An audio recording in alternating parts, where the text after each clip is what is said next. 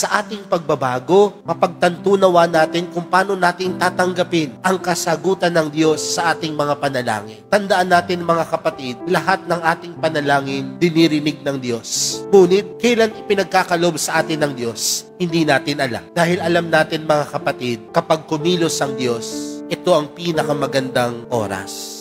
When God answered our prayers, I tell you, it is always the perfect time. It is always the best time. Kaya kapag kayo ay lumapit sa Panginoon, wag sana ang mabago ay ang pag-iisip ng Diyos. At dahil kailanman hindi yun mangyayari, ngunit ang mababago ay kung paano nating tatanggapin ang kagustuhan ng Diyos para sa atin. At sinasabi ko po sa inyo mga kapatid, ang kagustuhan ng Diyos ang pinakamagandang para sa atin. Ang kagustuhan ng Diyos ang pinakamagandang oras para sa atin. Kaya mga kapatid, yung talinghagang ipinagkaloob sa atin ng Diyos, yan din ang wag nating kakalimutan. At ano ang sinasabi sa atin ng Diyos sa araw na ito? Humingi kayo at kayo'y bibigyan. Humanap kayo at kayo'y makasusumpong. Kumatok kayo at ang pinto'y bubuksan para sa inyo. Ang puso ng Diyos ay bukas para sa ating lahat. Kumatok lang tayo at ang Diyos ay tunay na sumasa atin.